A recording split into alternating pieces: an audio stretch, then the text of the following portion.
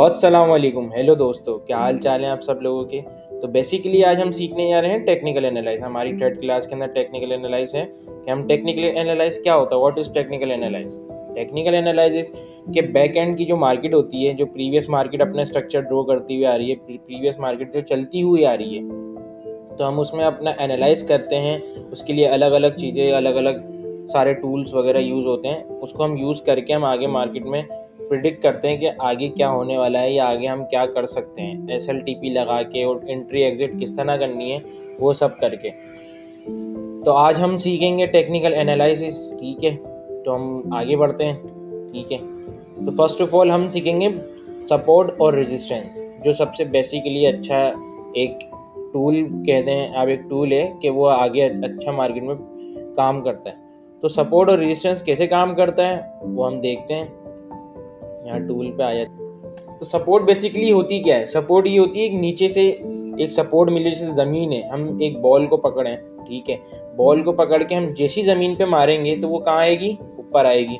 जैसी वो ऊपर आती है तो फिर वो ग्रेविटी हमारी खींचती है नीचे, ठीक है। जैसे सपोर्ट खींचती है रेजिस्टेंस बन के, तो वो ऊपर एक रेजिस्टेंस होती है, नीचे एक सपोर्ट होती है। जैसी सपोर्ट और रेजिस्टेंस पे ऐसे कवर अप होता है तो मार्केट अपनी स्ट्रक्चर ऐसे ऐसे लेके चल रही होती है। तो बेसिकली हम सपोर्ट और रेजिस्टेंस को अच्छे से समझेंगे और इसको फाइंड किस तरह करा जाता है और किस टाइम फ्रेम पे करा जाता है। जो मैंने आपको प्रीवियस वीडियो में कहा था कि टाइम फ्रेम को मैं आगे बताता हुआ चलूंगा किस टाइम फ्रेम पे क्या होता है। बेसिकली जो सपोर्ट रेजिस्टेंस हमें मार्क करनी चाहिए, जो हमें यूज़ करना चाहिए, वो कहाँ इसलिए करना चाहिए कि वो एक अच्छा टूल्स आप अपने फाइंड करते हो, ठीक है। तो हम सपोर्ट रेजिस्टेंस पे चलते हैं, ठीक है। कि हमें सपोर्ट पहले हम देख लेंगे सपोर्ट किस तरह होती है। हम हॉरिजॉन्टल रे उठाएंगे, ये आ गए हम H4 के टाइम फ्रेम पे, ठीक है। H4 का टाइम फ्रेम हो गया और एक डे 1 का टाइम फ्रेम हो गया। इनमें क्या होता है, इनमें ये होता है कि एक अच्छा मार्केट अपना एक स्ट्रक्चर लेके चल रही होती है कि बेसिकली वो एक लॉन्ग टर्म की एक कैंडल बन रही है। तो जैसे पूरे डे के अंदर एक कैंडल बन रही है और पूरे 4 आवर के अंदर एक कैंडल बन रही है, तो उसके अंदर हम अपनी सारी चीज़ें जो लेके चलें ना, तो उसमें हमें सेफली वर्क करने का चांस होता है। इस सेफली वर्क होगा तो हमारा काम अच्छा रहेगा ना, क्योंकि SLTP हम अपना बड़ा भी लगाएं छोटा भी लगाएं तो अपने अच्छे प्रॉफिट और लॉस दे सकें।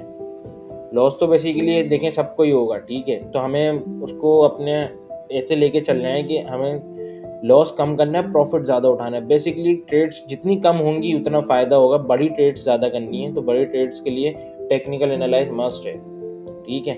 हम आगे बढ़ते हैं। हम एक ये हॉरिजॉन्टल रे उठाते हैं, ठीक है। उसको हम एक ऐसे मार्क करते हैं, ठीक है। अब सपोर्ट किस तरह फाइंड होगी हमें। सपोर्ट उस साइड पे फाइंड होगी, जैसे हम चले डे 1 पे आते हैं, ठीक है। डे 1 पे आ जाते हैं। डे 1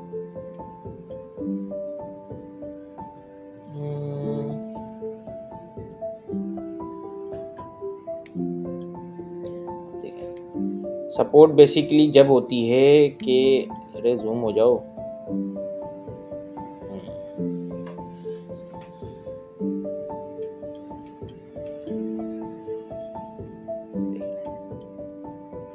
चलें अब देखते हैं। हम डे 1 के चार्ट पे आ गए हैं, ठीक है। और हमें सपोर्ट देखनी है। सपोर्ट हम किस तरह देखेंगे, मैंने आपको एक बात बताई ना, जैसे हम ज़मीन पे कोई चीज़ मारें तो वो रिवर्स होकर ऊपर आती है, मतलब अब होकर ऊपर आती है, ठीक है। तो वो दोबारा नीचे आएगी, फिर लग के ऊपर आएगी, वो एक सपोर्ट बना देगी अपनी, क्योंकि डबल टैप हुआ है ना, तो वो हमारी सपोर्ट कहलाती है। कम से कम 2 टच होना लाजमी है।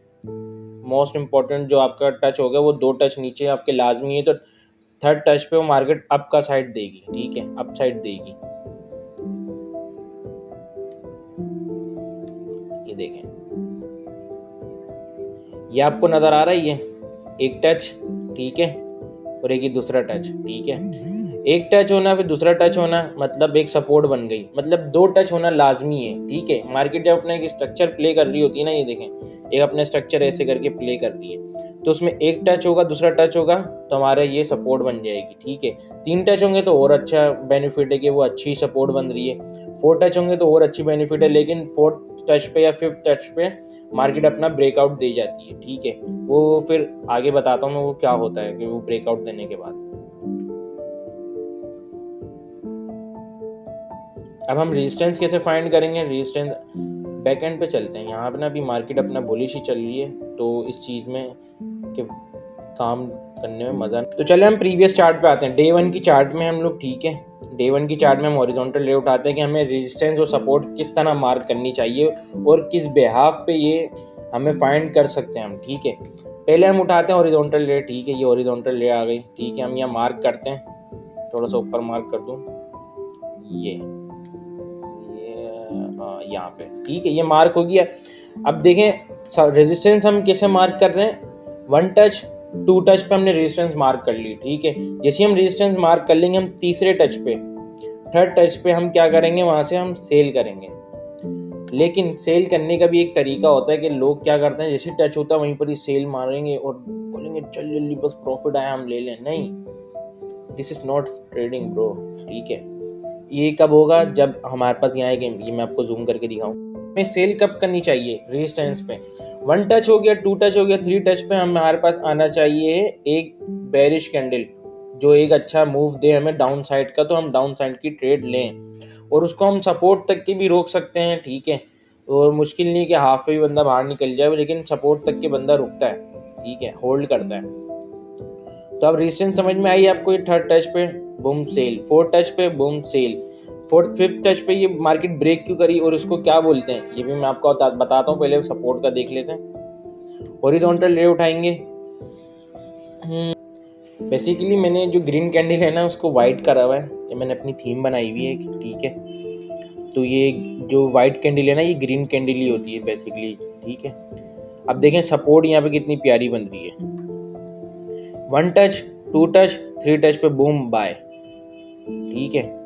अब इस पे हमें ट्रेड किस तरह करनी चाहिए, अब देखें सपोर्ट और यहाँ रेजिस्टेंस भी बहुत प्यारी बन रही है, ठीक है।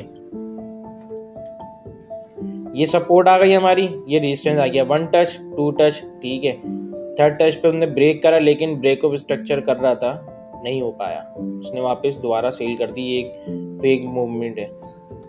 अब यहाँ पे हम आते हैं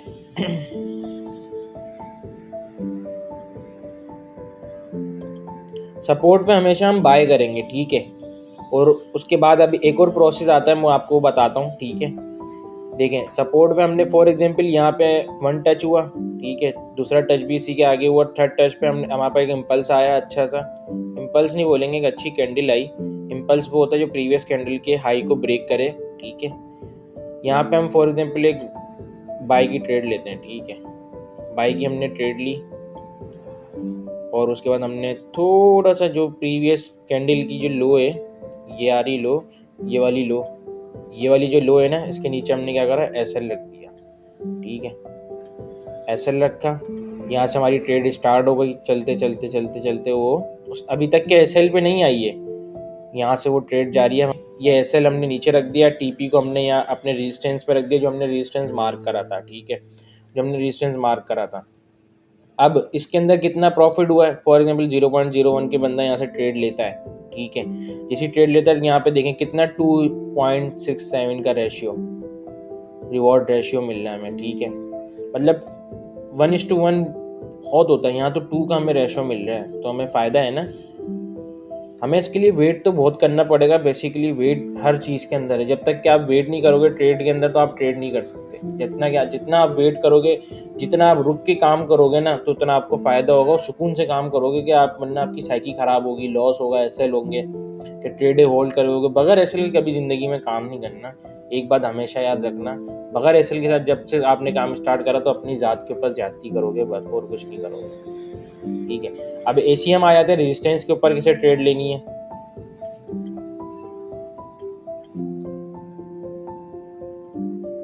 ये रेजिस्टेंस आ गया, हमने ये रेजिस्टेंस मार्क करा हुआ था, ठीक है। और ये हमारी हमने सपोर्ट मार्क करी हुई थी यहाँ पे, ये हमारी सपोर्ट आ गई, ये हमारी सपोर्ट आ गई, ठीक है।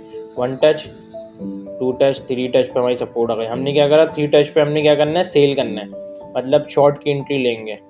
हम सेल भी बोल सकते हैं, शॉर्ट भी बोल सकते हैं, ठीक है। फॉर एग्जाम्पल हम यहाँ से लेते हैं, एक इम्पल्स आया, ये इम्पल्स कहलाता है, जो प्रीवियस कैंडल की लो को ब्रेक करे तो वो क्या कहलाता है, इम्पल्स कहलाता है, ठीक है। अब इसके हम हाई पे एसएल इसका बड़ा तो बनेगा फिलहाल,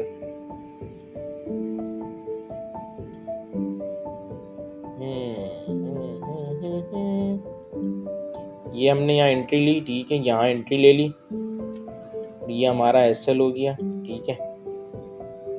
तो हमारा टारगेट क्या होगा? सपोर्ट हमारा टारगेट होगा, ठीक है। ये मैं आपको डे की चार्ट पे बता रहा हूँ। सपोर्ट रेजिस्टेंस मतलब डे की चार्ट पे 1:8, मतलब हमेशा याद रखिएगा, जितना बड़ा टाइम फ्रेम होगा उतना हमारा रिस्क रिवॉर्ड होगा, ठीक है।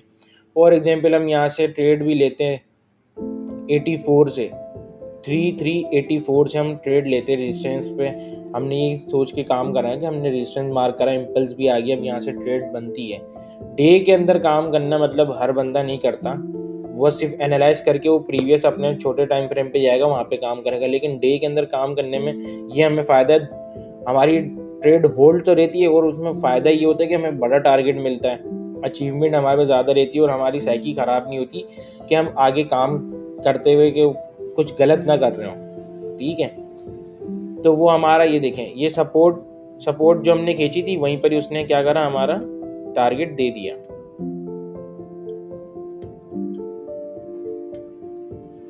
ये टारगेट हमें मिल गया है, ठीक है।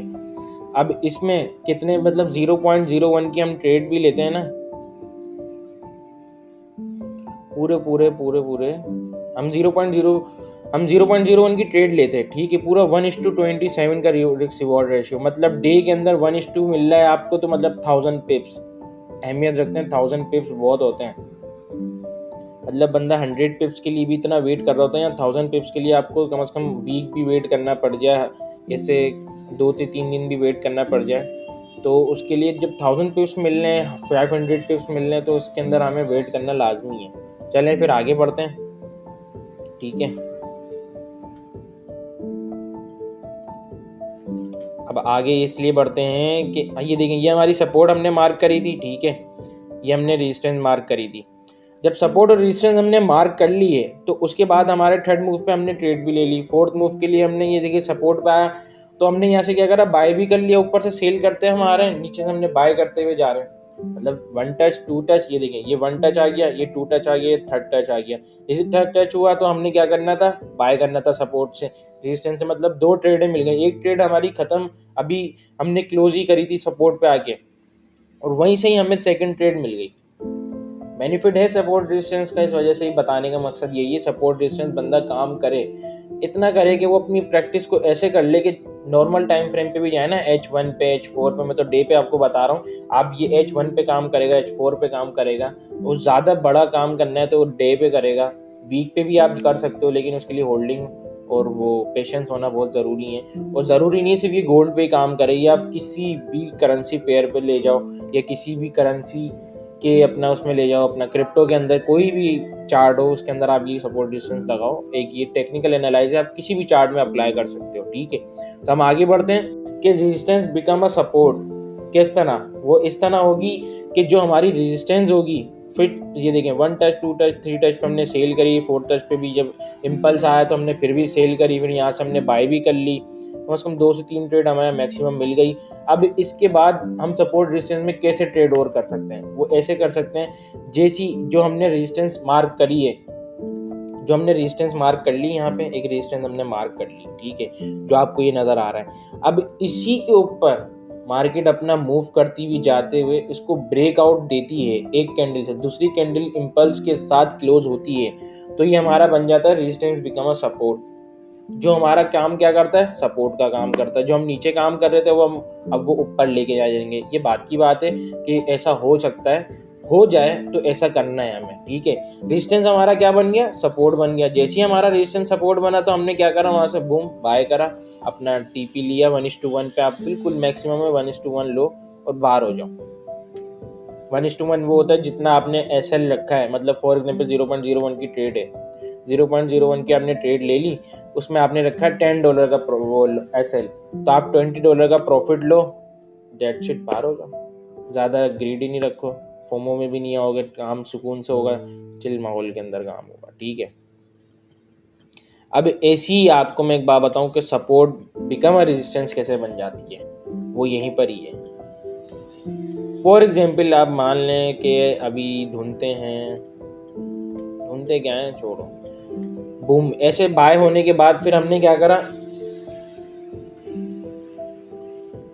जब रेजिस्टेंस बिकम अ सपोर्ट बन गई तो हमने क्या करा, बाय कर लिया। जब इसी हमने बाय करा ना, तो अब हमारा सीन्स क्या आ रहा है, हमने बाय तो कर लिया, जैसे हमने बाय करा हमने वहाँ पे अपना टारगेट लिया, फिर वहाँ पे हम अपने कुछ दूसरे टूल्स अप्लाई करेंगे। जैसे ही दूसरे टूल्स अप्लाई करेंगे तो क्या होगा, मार्केट हमें और प्रॉफिट देगी। लेकिन उसके लिए पेशेंस होना बहुत ज़रूरी है, वेट करना बहुत ज़रूरी है।